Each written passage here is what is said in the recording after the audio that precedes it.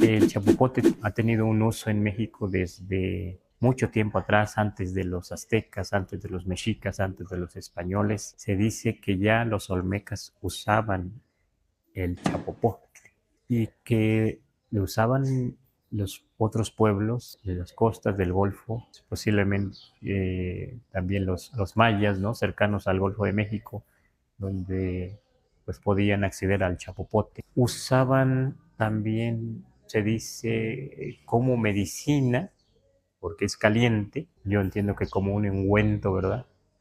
Pero también se dice que lo usaban para masticar y también para curar el mal aliento, dice. También para pintar algunas figuras de barro, no sabemos si de madera también, posiblemente.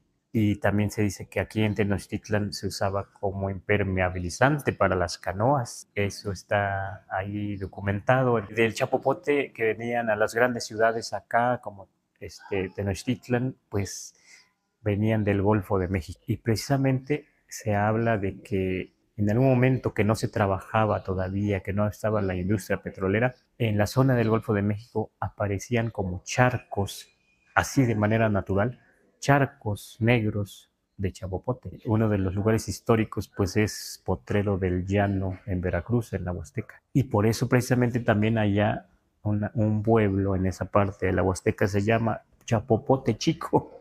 Ahí lo dice todo, ¿verdad?